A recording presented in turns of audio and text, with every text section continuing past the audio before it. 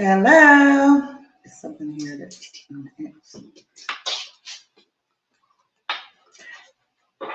Good afternoon. Good morning. Hello. You guys, can you hear me? Hello. Hello. There we go. There we go. Yeah. Can you all hear me? Can you see me? We have NRCS in the house from all over. This is exciting. And I thank you all so very much for taking the time to be on our Women in Ag Wednesday talk show. This is a platform that we've been doing for 2 years now consistently. It's called Women in Ag Wednesday. And what we try to do is an innovative way to reach different audiences, outreach, if you will. And so we wanted to, at the kickoff of this year, starting October 1, we go with the physical year as you all do. We want to do it at least once a month, but then like in between maybe like the third week of the month, around the 15th, bring on a farmer and just kind of mix it up a little bit and do something different. But folks, definitely making sure that we are providing resource information to people all over the country about your programs. And we will start. I'm going to do things a little different. I'm going to let the male of the group start first and introduce himself and where he's from. And then we'll move to the deputy and then up to Ms. Bates. All right. Can you all hear me? We can. Great. I'm Harold Pettigrew. I'm from Nashville, Tennessee. I'm the outreach coordinator, the state outreach coordinator out here. Work a lot with all groups of people out here. Really pushing equity is what is my main goal. Yay. Thank you very much. Us women need that. Deputy, I think we've spoken before. California. Good morning. I am Rayanne Dubé, and I am the Deputy State Conservationist here in California. Been in the position for a whole 2 weeks now. So I actually had to think about saying my title here this morning. So anyway, happy to be here and talk to you a little bit about some of the programs that we offer. Awesome. Thank you so much. We're excited for California because we're supposed to do our national conference there. That's right. It's exciting. Okay, Ms. Bates. Hello, my name is Mariah Bates. I am actually a soil conservationist and lead planner in the Roswell Field Office in New Mexico. And I'm also the Federal Women's Special Emphasis Program Manager for NRCS New Mexico. So super happy to be here and talk to you guys a little about what we do. Awesome. Thank you very, very much. You're also over the Women's Equity Group or? I'm the Women's Special Emphasis Program Manager for the Civil Rights Committee of New Mexico. Yay, we definitely need you. We're definitely going to have you also at one of our conferences. So I want to start off again. I'm going to go back to Tennessee and let you start by telling us about the programs and resources that you all have to offer. And I do want the audience to know when I say a specific state, these programs are offered uniformly across the United States. There's an NRCS office in every state in America. And we want to make sure that you are able to tap into those resources or have access to them is the best word. Again, you could always go on our website. There are chapter leaders in these states that we have these wonderful leaders that's here with us today. So if you don't feel comfortable just going straight to the USDA office, you could definitely come through our platform and we will connect you to these wonderful leaders. So, Mr. Pettigrew, it's all yours. All right. And did you want me to present or did you just want me to talk about it? It's totally what you feel comfortable that you think that will be displayed or executed best to the audience. Our audience it's very diverse, I should say. And we stream on three platforms? Four, I'm sorry. Not including YouTube, but we stream on 4 total. All right. Well, I'll present just so I can keep on a script real quick with you all. And I have this presentation ready to go. Okay. So do you need to get the screen? Oh, my assistant's sitting there going, chill, let me handle this. I said, okay. She's going to do whatever those tech people do. All right. Oh, yeah, because I did send my presentation to you all, but I can present it if she doesn't have it. She has it. You want him to present? You want to present it? Okay. I think she's going to. There you go. Right there. Thank you so much. You're welcome. All right. And so I'll just go over what we're going to be talking about today. So first, as you can see, our objectives are going to be, we're going to talk about the NRCS mission, of course, because that's the most important thing. And we're going to talk about the NRCS financial assistance and programs. Talk a little bit about our accomplishments here in Tennessee, because we are very proud about bragging about ourselves out here in Tennessee. And then we're going to talk about some of the new things that we are tackling as far as the NRCS, the urban agricultural. We'll go into the historically underserved definitions just so everybody can have a full understanding. And then we'll talk a little bit about our Inflation Reduction Act and how that's going to benefit everyone as well. Yay, okay. All right. Okay, so of course, who we are, we're the Natural Resource Conservation Service. Our main objective is helping people help land, right? That's the model we always give out, and that's the model that we truly believe in. The reason that we believe in that is because that we understand that agriculture is the base of everything that we do. It provides food, shelter, and clothing, which is our necessities, right? So here in Tennessee, we're underneath the leadership of Sheldon Hightower, who's also helping write the Farm Bill as we speak right now in Washington, D.C. He's progressed the state of Tennessee in so many different ways, but our main objective is always going to be those core resource concerns, those core natural resource concerns, which is soil, water, air, animal, human, energy, and economics, right? We call it SWAPA if you're not familiar with it. And the reason that we go based off of that is because we're able to hit everything across the board when we use those to identify what our objective is. And so once again, our priority objective right now is equity in the state of Tennessee. And that directly aligns with the chief objective right now. And then we go into what we call our equity action plan. And through that equity action plan, we have 5 goals that have been established. And those 5 goals we're hitting throughout our plan, our marketing and outreach plan in the state, right? And we'll go forward from there. All right. So what does the NRCS do? In short, and then you can hit it again. There's some little bullets. So we provide one-on-one personalized advice. Another bullet.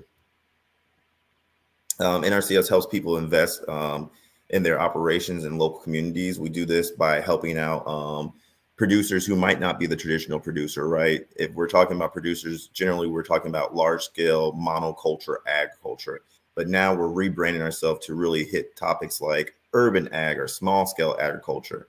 So that's what we're talking about when we say local communities, not just able to help them with a sustainable food source. And most of these places are food deserts, but also help them in making a supplemental income where they can sell this produce in farmer markets and different things like that. And NRCS also generates and manages and shares data, technology, and standards to help make informed decisions. The reason we do this, once again, is that we're a science-based agency. So when we're giving people information, these are things that we've tested time and time over again so that we can give you a winning formula so you don't feel like we're setting you up for failure or something that we might not consider to be totally successful. Next slide, please. And so I'll go into just a little bit of our financial assistance, right?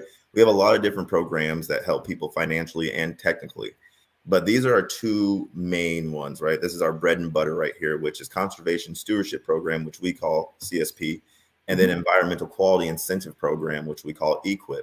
And in both these programs, there's benefits for each producer, right? One program might help out the producer who's already established, who is looking to elevate or extend their practices that they have going, and we call those we have practice enhancements, and we call those enhancements when you've already taken a practice that we've done and then you're taking it to another level, a higher level of conservation. And that's really what we're talking about when we talk about conservation stewardship. There's perks in both of them. We talk about our annual payments in conservation stewardship and an environmental quality incentive program specifically towards historically underserved or beginning farmers. We talk about the around 50% upfront cost that we can give you all to establish your operations, especially if you're new to agriculture and you're unaware of the risk. We try to take a lot of the burden off of the producer so that you can just put all of your objective towards what your primary goal is versus, hey, how do I do this? Well, how do you do it? We have technical assistance, right? And then how do we, if you're utilizing our technical assistance, we go off of specs and standards is what we call it. And all those wrap around into what we do as far as planning. but that's just a glimpse of what we do. As you can see right here, some of the practices that we put with environmental quality incentive program, and then some of the practices we put with the CSP, the Conservation Stewardship Program, some of the benefits, I should say, versus practices. Next slide. Thank you. So here in Tennessee, and in every state, we have outreach plans, marketing and outreach plans. And this is pretty much our map, our objective of what we want to achieve in the state for our clients, our producers.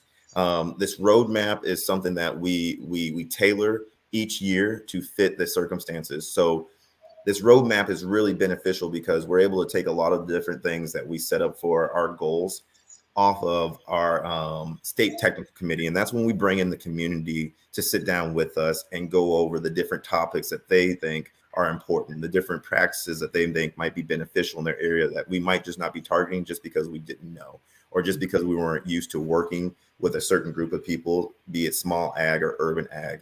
And so that's why this outreach and marketing plan is so important, because it is the roadmap that we utilize. It is what we go off of.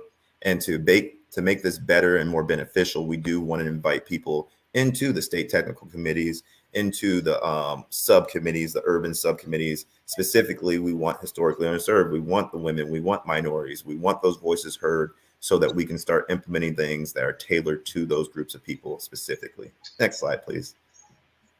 And then this is just continued kind of showing you how we track those things. Oh, you can keep going. And the time frames that we set for each thing, right? Keep moving forward. So these are just the accomplishments, right? This is what we see at the end of the year when we've put so much work into our programs and helping everyone out. What did we really put on the ground is what we call, how did we really put our boots on the ground? And so as you can see, you know, our all of this work is funded through the Farm Bill. It's made possible through the Farm Bill. That's why the Farm Bill is so important, which is why I mentioned it in the beginning that you do have a voice in Washington, D.C. as far as Tennessee that's actually been in a state level to see everything go on, to see the beneficial things that happen and the things that are not so beneficial.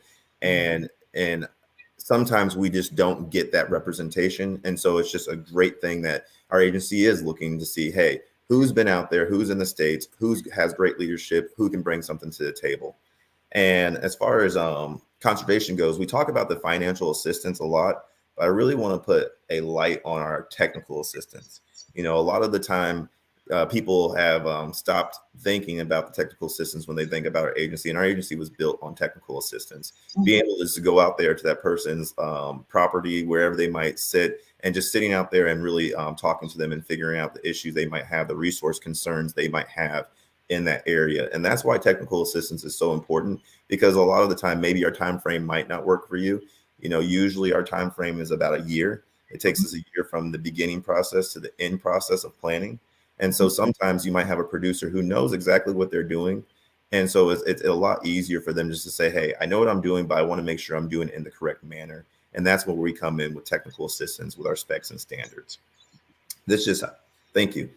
And so now we're just going to go into some of our common conservation assistance, right?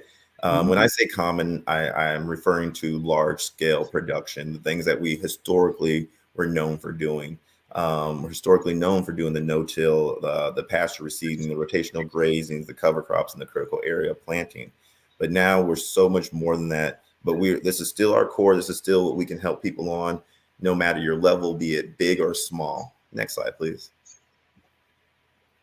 So the big question that everybody keeps asking since we've came out with the IRA funding, which is the Inflation Reduction Act, what is urban agriculture? Because we have this huge push across the nation right now. And the huge push is going to make urban agricultural offices in most metropolitan areas. And so it's so important to understand what is urban ag.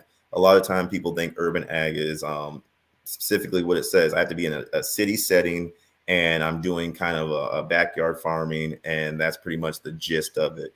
But it's so much more than that. When we're saying urban agriculture, we're not just meaning in a city setting. We're saying people who traditionally in a smaller setting do not get the benefit of large scale ag. Operation might not be set up for it or anything else. So these are just some of the practices that we're really trying to hit as far as urban agriculture that can benefit people in neighborhoods, that can benefit food deserts, you know, areas where we do have food scarcity. And that's really, the beneficial of these things. We can create, secondary incomes through this. We can create things where we're teaching through this with education of not just adults but youth, right? We can get them in programs a lot earlier so they can understand agriculture at a faster rate than what they usually do just by utilizing the school systems that are teaching them, right? What's that? Next slide, please. Once again, how we're doing this specifically is we're creating new payment scenarios for the urban ag settings. We're training our district conservationists. Our environmental quality incentive programs are looking directly towards small and urban scale farming. The state-driven CTA grants are going to, a lot of the money is being towards urban, historically underserved population. The urban subcommittee that was created is to be able to take those voices from the community and see what their needs actually are. And then the conservation stewardship program is where we want to get people to when they're starting to do a higher level of conservation, where they're more comfortable having, less technical assistance from us than provided usually in the EQIP program. But we're always here for technical assistance. Next slide, please. So why urban farming? Once again, just to reiterate, we want the fresh and healthy produce readily available in those communities. We want to help eliminate food deserts, the economic development that we can have from these communities being able to partake in agriculture. Agriculture is a multi-trillion-dollar revenue, right? So we want them to be able to have some of those dollars that are coming through this country. I mean, America is agriculture. And once again, food security is the biggest thing within those communities because most of them sit within food deserts. Next slide, please.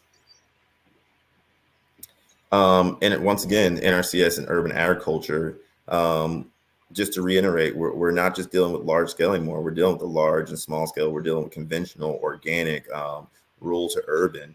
The urban agriculture pioneers are taking actions in their community. And usually you see that through the organic, right? That's usually who we're working with when we talk about urban scales, smaller scales. For some reason, don't know what that is, but it's usually the organic people coming in, organic producers coming in, and then through that we have the small scale producers that are coming in as well. And then through community gardens, we're able to produce a lot more agriculture, and it's able to be donated to those areas where they don't have access to grocery stores. Next slide, please. So we can talk about the benefits and some of the practices that we put towards urban farming right now. And one of the most beneficial one is the soil health. A lot of the times when you're sitting in these areas, you have to worry about, hey, what was this area historically? Was it a parking lot? Was it a place where people just piled up junk? Is there spillage? Is there high camp?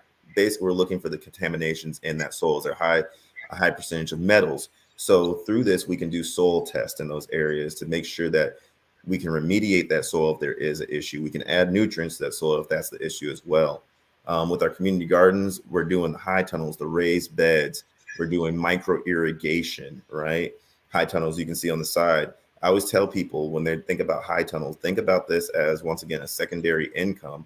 High tunnel at the end of it out here, as far as high tunnels are concerned, it's about $20,000 to establish a high tunning from start to end, right? And the NRCS is giving anywhere between 50 to 60% of that, right? So let's say out of pocket, you have $8,000 to $10,000 that you would have to pay to get this high tunnel.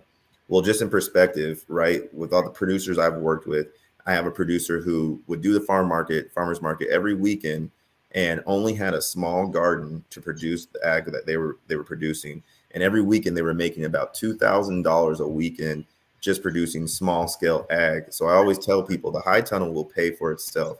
Extends your growing season. It makes it so that you don't have to worry about moisture as much because it's a controlled environment where you can put the micro irrigation, where you can control the type of temperatures and the pests that are going to be affiliated with those crops.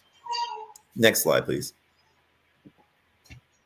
And then once again, I want to go into how we fund a lot of these things. Our competitive grants are a big thing that people do not know about. Most of the time, they might get a little confused on what our programs funding dollars are versus our grant funding dollars. Grants are totally separate from our programs. Programs is what I mentioned in the beginning, which is our CSP and our EQIP. And our grant dollars are for people who have more of control over their objective, right? They don't need us to hold their hands. They don't need us to give them as much assistance. They have a project, they know how to carry out the project, and they're probably experts within that field as well. So the grants come in at a great time to allow them to be able to do those and not have so much red tape to go through. I mean, the grants can be anything from outreach and education. They can be grants can be towards a funding a project that's going to extend our research as far as the USDA and NRCS. So we have a lot, or they can just be a general grant where you're going to do something within ag and you've used our programs to do it. All right. And what is HU? I get asked that question a lot. And I always give them the same definition, which is basically it's beginning farmers, socially disadvantaged, veterans, and limited resource producers. Next slide, please. And so basically when we're saying those things, we're saying that there is benefits associated with these groups. We're not just taking and subcategorizing groups just to do it. We're subcategorizing these groups because historically we were unable or funding was not allowed to these groups of people, right?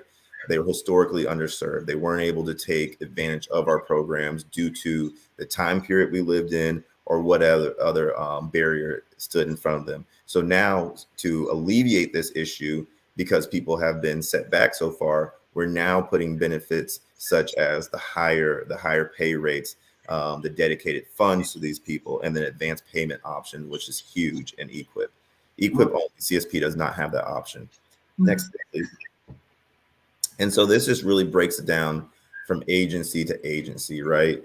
A lot of times people come into our office and they'll say, hey, Harold, why is one group on here and the other group isn't on here? And it's based off of the agency, right? Natural Resource Conservation Service might have a different category than the Farmers Service Agency versus the Risk Management Agency. So this slide right here specifically comes from the Get Started Manual, which is a great tool to utilize for new and beginning farmers or just farmers who want to know and understand more of what we do and the categories and why we set them up. Next slide, please. And then this goes into the criteria that's needed as far as FSA versus NRCS.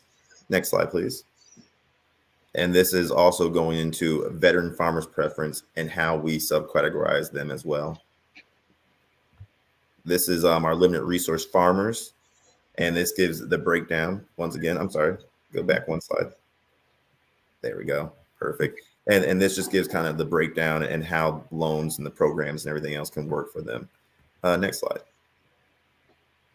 Now, we really want to put emphasis on the veteran group because there's veterans across the board. Doesn't matter what nationality, what sex you come from or anything else. We want to make it understand that we do target hiring towards veteran.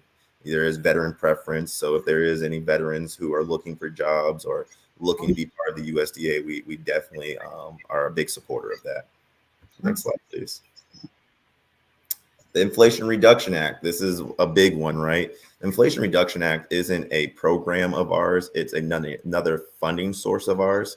And so it's just like if I said financial assistance, this is where IRA would fall under. And I want to make that very clear because a lot of people think that it's like EQIP or CSP is what funds EQIP and CSP. So basically when people hear IRA, our general public, they start to think, oh, another program. Nope.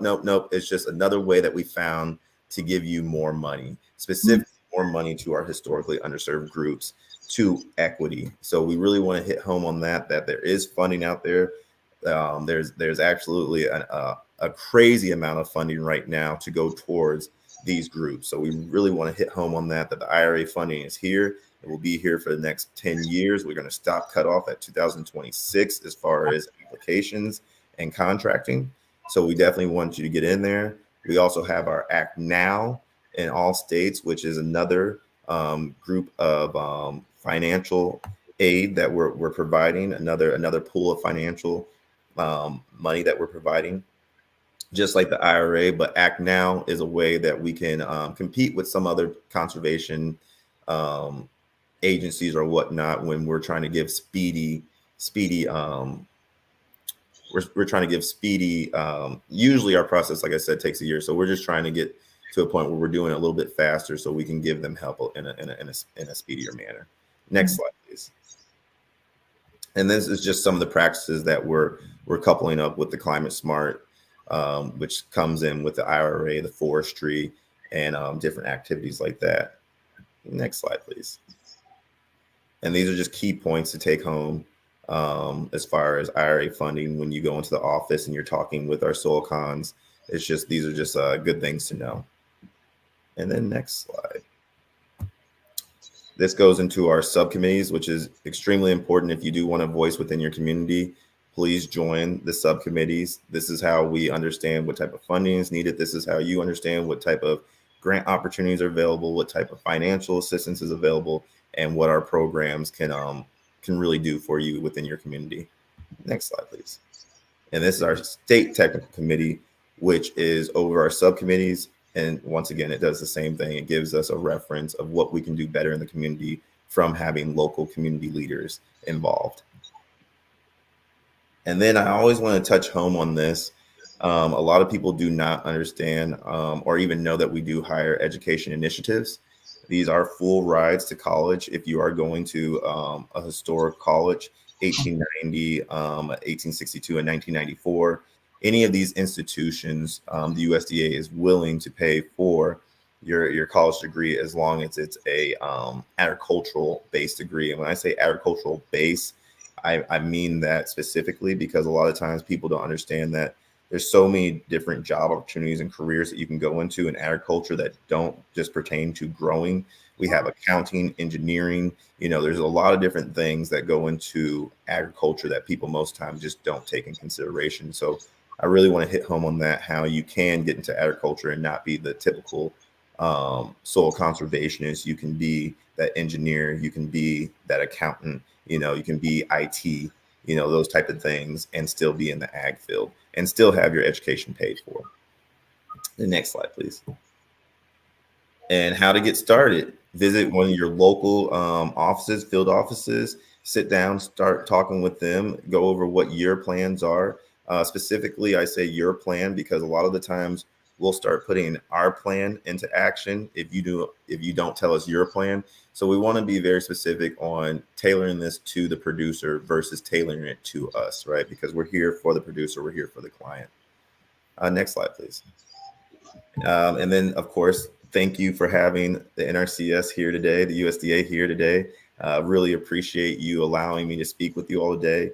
Of course, any questions you might have. I know that was a quick and dirty example of what all we do, but that is the gist of it in a nutshell, I should say. Well, thank you so much. That was a great overview, and I learned a lot of new stuff that's out there, especially dealing with IRA. Oh, someone just typed in from Asheville, Tennessee, our Tennessee chapter people. Oh, actually, she's out of Florida. That's someone out of Florida this one coming in. We are very Africa. This is weird. We have chapters over in Africa.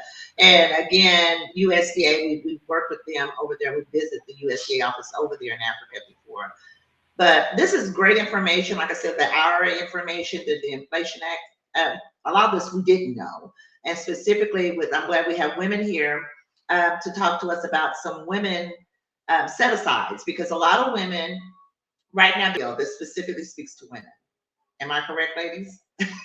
So that's our part that we're working on. And literally the first part of November, we will be working on our part in the Farm Bill because there's just not a set aside. And we've been having really some difficulties with that, being a dual minority organization. So that was great information to know for us to, especially the chapters that are weighing in, to contact their local state agencies within RCS. And again, that was a great overview. A lot of new things that are out there that I wasn't aware of. And again, I guess more workshops to come, because I would like to break them out more. Because again, it was a lot. I'm like, okay, can we get the PowerPoint? Because that was a lot. So yeah. Want that. A lot of stuff going on, and that's definitely why we need representation in these committees and these subcommittees. Thank you so very much. Thank you. Well, Deputy Dubé, are you ready to come in from California? Good morning. So yes, so I do not have a prepared presentation to deliver to you. So I'm going to say thank you first off to Harold because he covered everything that would have been a precursor to what the conversation would be moving towards next. Since Harold gave such a wonderful overview of the program specifically, I'd just like to speak, I think, more generally about California. We work with a lot of our underserved producers here. We have about 53 to 55% of our funding in the state annually go to that historically underserved category. So progressive farmers, ranchers, forestry operators in California are common, I would say. And we're very appreciative of that. We have had substantial opportunity to work with women-only businesses. We have had the honor of providing some grant funding, not only to organizations like this one, but also to some of the Black women-owned organizations that have started our local people's gardens that support urban agriculture here in California. That's been an exciting adventure for us. We do honor our women here in conservation as much as we can to get them out in the forefront, in front of the public and everyone else, our partners. Just as an example, we did nominate and they were selected for a Women in NRCS Conservation Winner Award. And that was our three sisters who work on a 110-acre ranch out here, and they're working on some monarch butterfly habitat improvements. And happy that they were recognized through Women in NRCS. Just as a small plug for that organization, it is an internal organization where our employees can go to get resources and help. Specifically in building their career and working with peers, and it is a women-based organization within NRCS. Some other examples of how we've worked with women here in NRCS is really related to the conservation technical assistance side, and that's what I want to speak to because I think that Harold really brought up a great point, which is getting involved. Mm-hmm. So, I started my position, my career with NRCS as a soil conservationist. And I had lots of opportunities to work with women over the years and lots of opportunities to work with local boards, local conservation organizations. And the voice of women has been growing. It started, fortunately, way before I got onto the scene, but it was still smaller in scale, and it has been growing at an exponential rate. And I have been fortunate enough to work with a lot of women who have demonstrated to me an extreme ability to ask for help. And to me, that is one of the things that our agency is able to do best, is satisfy that need. Because like Harold talked about, our conservation technical assistance program, it's free. You can walk through the door, you can give us a call, you can set up an appointment.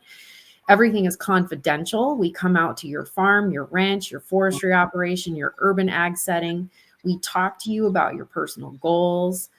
We talk to you about what you're struggling with, and we talk to you about recommendations that are based on science. We talk to you about recommendations that we've learned through other conversations with other producers in the area about what might be going on, and we can help connect you to resources locally. That may not just be with our agency; it could be with other county, state agencies. And I think that to me has been one of the biggest assets that I've seen from some of our producers who just take that first step to ask for someone to come and give them a helping hand to look and see what's going on, and help plug them into a larger network. So anyhow, in California, that's really what we are all about out here, is building a large network of people who can support each other across the landscape. And we are doing that on a number of fronts. And just to make a small plug here, we do have some conferences that we host annually here in the state. And the next one that's going to be coming up that I just like to pay a shout out to is it happens in Fresno this year, and it is our Black Farmer Conference. And that typically happens sometime in the spring or early summer. And if that's something that someone has an interest in learning more about, I'm certainly able to, they can reach out to me directly. And I can get them some more information about that. So that's California for you, a little bit of my understanding and just wonderful wisdom to pass along to the group, and happy to just follow your lead, Tammy, on where you'd like to go.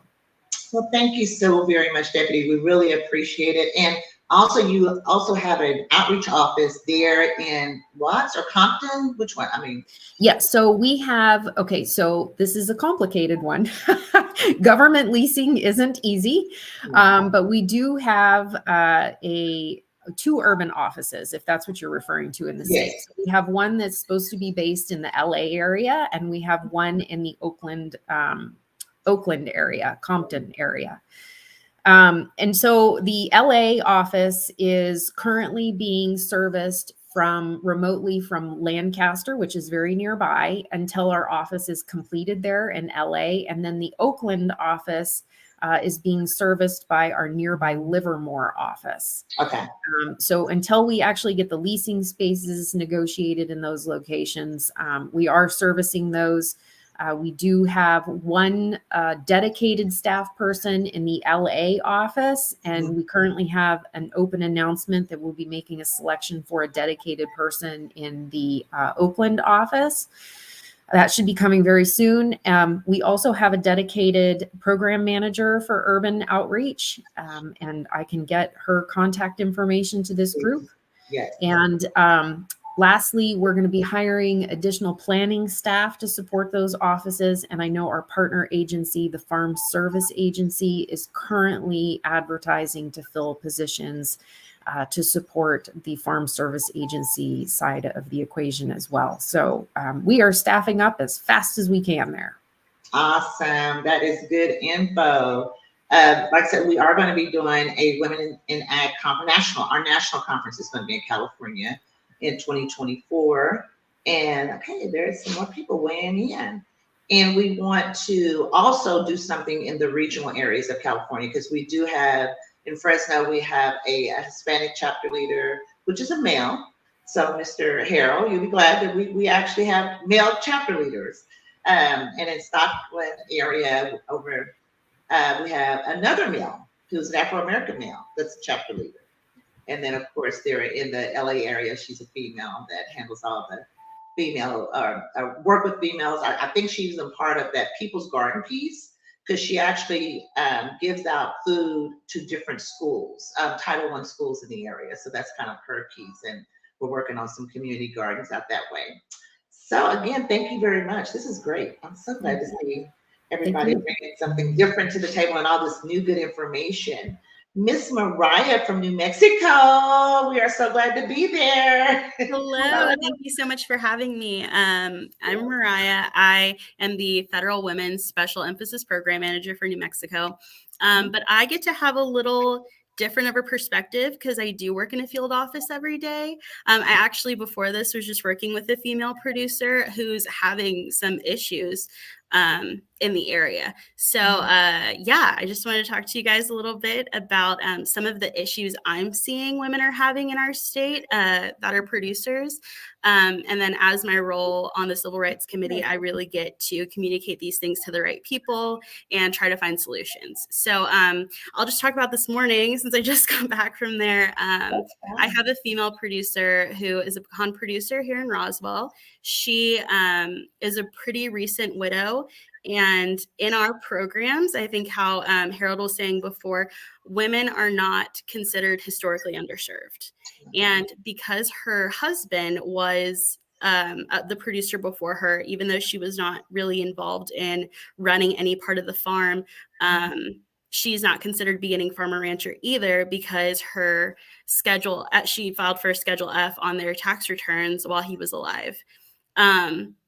and he just recently died. So she's not considered historically underserved. She's not considered beginning farmer rancher, and she's running into a lot of issues with some of the contractors in the area. She'll reach out to her neighbors and ask for some assistance because she's willing to jump in and learn, and she's so excited. But a lot of these people want to say, oh, that's too much work. You just want to sell your place. Just sell it to me. Let's not get into the weeds with it. So she's not getting good information. She's having a hard time finding services, finding people to help her. So I was really happy she reached out to me because like my fellow colleagues spoke about before, we are really happy to do CTA for people. We're so happy to give people the right information. And so much of New Mexico is so very rural, and it can be really hard to get proper information, to get assistance to a lot of these remote locations. So I feel really lucky that I do get to work on the ground every day with people like this. I get to hear their issues, some of the things maybe we aren't seeing all the time. And then I have a direct line of communication to Javier Montoya, who is our state conservationist, and I meet with him quarterly. We discuss the issues I'm seeing with female producers that they're coming into contact with, and then also issues with females who work for our agency. Part of my duties on the Civil Rights Committee are to check for awards bias within our agency. I check for, I go do quality assurance reviews and make sure all of our employees their rights are within tact and they feel like they're not being discriminated against. And we get to interview producers, soil and water board members during those quality assurance reviews and make sure they're being served properly and that there's no biases there. So I get a really cool perspective. It's unfortunate that women in New Mexico, especially in these rural areas, are dealing with so many issues and so many biases that way. But I'm very happy to help serve them, and I feel lucky to get to see this side of things for sure, because it's not something that I grew up seeing all the time, and it's definitely something we want to hit harder. So yeah, this is an issue that I will be bringing up to Javier shortly, and we're going to just dive into policy, make sure that we're not interpreting something wrong.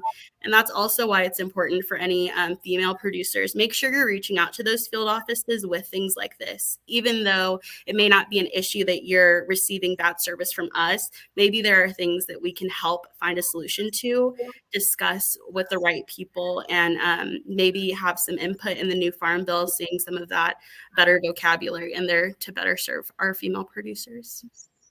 Well, that is interesting. And that was a good example of, some of the issues that we hear all the time, especially being a female producer or just even some of our chapter leaders.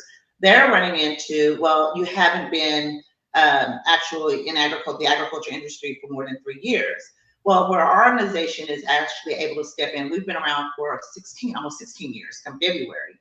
Also, we try to partner them with some of our ambassadors. We have a new program of ages 21 to 35 of some actual young producers to help the women on the ground, as well as, like, for example, your female farmer, there's someone else waiting in, another female farmer that I know that we actually have let them come in and lease the property from that owner, like your person.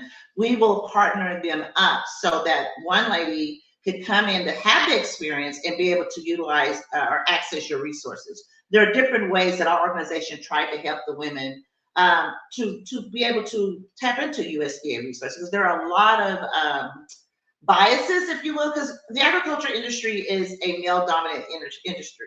And fortunately, with this administration, we've had some ears that's listening and paying attention, especially when we're dual minority organization. And now our organization has been named the largest minority organization in the world. I mean, literally with the chapters all over the world. And when I say chapters, those are businesses that we've gone in and literally incorporated our organization in order to give the women some capacity, some history to access these resources. So whatever they're doing, even on their individual farms, but our caveat is they have to be able to work with the community to connect them to your programs. And I always tell men when I'm speaking, especially in male audiences, we are actually women that bear children now. We're having new farmers. I mean, the minority farm count is down tremendously. And the respect level that we receive as to what we bring to the table, not to mention, like I said, increasing the number of minority farmers. Women, we are known to be very, how would I say, multitasking, if that's the word, multitasking. We know how to make things move. And as our organization has been really up under a lot of scrutiny, but at the same time, we have grown and grown and grown because we were able to give the women a voice. And we were lucky, like last month in Washington, D.C., at the White House area, that we actually had to march for equity and inclusion because we just don't get it. As far as like this female farmer, if there's a way we could get her partnered even with our chapter leader, they're in New Mexico. We have actually a couple of them, and we've also talked to some female farmers in that area. But they could come in and partner with her and be an actual leasee. So that could actually help this owner to actually be able to get those resources on her property. It's that right? Am I right or wrong? I mean, it's different ways to help them instead of saying no or sell your property. We definitely preach and teach. They don't make new property, so never sell your property. Never, ever, ever. Absolutely. No, that's really great information. And like I said, I haven't been around super long. I've actually only been with the agency 4 years. So this is still pretty new to me, but I'm very happy to pass along y'all's information to our producers and find a way for these people to still be able to put conservation on the ground, be good stewards of the land, but not get so overwhelmed with it and get proper information. Amazing. Oh, wow. I'm really, really thankful. Like I said, when my assistant was telling me, oh, you guys were coming on, and like the way we want to do is make sure the first of every month, again, to bring out these different USDA programs, and then have all month for the audiences to tap in. I used to do it every week for 2 years, and I got a little bit redundant. And if you're like me, I get bored really quick, and I tell people, I say, once a month, I still think that's going over and beyond the typical outreach of our agreements, our statement of work. It can have a couple of conferences and we would nail it because we outreach every day on our platforms. Literally, your information goes out. Did you know? We have like tidbits that we outreach on our social media platforms. So, and also we have the app now, the Women in Ag app that we ask all women and men to download because it's free. We were approved through Apple and Google to have that. So it's called the Women in Ag app. And literally yesterday, I'm bringing 898 women to the fold in the agriculture. And it was huge. It's kind of like, and that's going to be a model across the United States. I'm starting here in my home state, Oklahoma.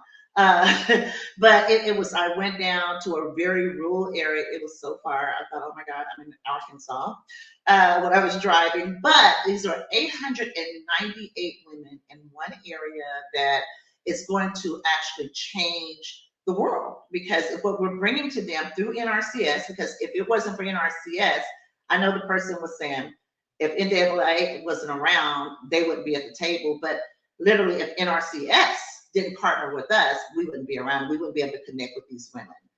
Your agency has been the only agency in the USDA that has stayed consistent with our organization. From a national level, we're still, we have an action agreement in California that has blessed us with that. And looking for New Mexico, but we want to do some more training in that area before we start doing agreements. I know that we've done agreements in Tennessee as well. And we're very thankful to you all because you guys are the agency that really live your mission and help women. This is hard. Here's a question, James Brown. Who we need to contact the enrollment of soil carbon amendments program? I understand that we can get paid. Okay, that's for one of you. I have no idea. Yeah. We all have the answer. Yeah, your local office, your local field office. James Brown might be in my state. That sounds familiar. I think I work with him. I'm not sure. Yeah, in any state, it would be the same way, which is you just reach out to your local service center and tell them that you're interested in that particular practice. And there is a way, even if you just Google search NRCS field office, you would be able to figure out how to find your local office fairly easily. So they've made that pretty simple. That's right. And then we have a link, an NRCS link on our website, you all who are weighing in, like NAA. If you go out there, we got NRCS where it taps right into your website and they're able to connect with any state. Well, any other questions? We want to not hold you up your day, but I thought this was a great outreach event. And as you can see, people are paying attention. We're so grateful that you all took the time to have us, to be with us. It's just not there. This is great. Thanks. O'Connell. Oh, wow. And that's out of Florida. We're trying to make sure we get an agreement down there, but we've had one of the things that we would love for you all to, like, even if I'm call upon you, I know you could only go so far when it comes to legislation and being there on the Hill with this with Congress, but it is something that we want to try to get more of our women on committees, what you're talking about, because we it's hard for us to get these agreements, which it shouldn't be, because you would think that you can see our reach is far. There we had like agreements in each one of these states. This would help people. And then people just trust women a little bit more than men. I'm sorry, Mr. Pettigrew, but we just have that touch. But again, that's all I have. Do you see any more questions? Okay. Well, that's it. Anything you guys want to add before we close? No, I'll just say thank you once again. Thank you for having us. I hope to see you all soon. And I will be talking to all of you, on other platforms to make sure we get this legislation the way it needs to be. Again, as I always like to tell all the viewers, thank you all for weighing in or just listening and being a part of National Women in Agriculture Association. Our ultimate goal is to bring equity and inclusion to all women and specifically to children. One of our main initiatives we're working on and have been working on for over 10 years. And again, like I said, this administration is paying attention, including the White House, as far as what minority women have accomplished to save our children. We're using the agriculture platform because it's the most sustainable industry on earth. You can't be on earth without agriculture. And our goal is to bring that in an innovative and empowering way to make sure our children have the same opportunities as others have had for over 120 years per our research. And that's 4-H and FFA, which are great youth programs. All we're asking is to let us be a pilot program to 4-H and FFA. And we've been able to find through the 1914 Smith-Lever Act that there are resources there for us to do just that. So we're working specifically with White House leadership because there are some, I should say technical, no pun intended, but there are some real strict guidelines where they no longer charter organizations, but there has never been a Black congressional chartered organization ever in American history. And our organization has been the organization to bring that to the forefront. How can there be equity and inclusion when you have no equity and inclusion from the higher level of, the funding stream is just not there. And as we tell them, being women, we're women with our degrees now, and we simply want to help save our children through the sustainable industry of agriculture. And we've been able to get the actual ears now. Been before the Policy Council and some others, they are paying attention. Why haven't this not been brought to the forefront? Why no one made this issue? And I've had a lot of pushback from people that look like me and don't look like me. But at the same time, I know it's the right thing to do because all children should have these life skill opportunities taught to them at an early age, so we don't have so many deaths and incarcerations. And our bill is able to, as you see, eradicate food deserts, economic empowerment, because we hire our youth at 16 years old to grow. So we were one of the first groups to start urban agriculture. They won't tell you that, but we started hip hop producers in the JA Junior Agri-Diva Education many years ago. We call it Hill in the Hood, early back in 2008, 2009.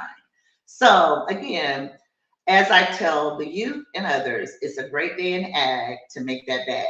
So you guys, peace out. Thank you for being with us and have a blessed afternoon. Thank you. Thank you so much. Thank you. Thank you.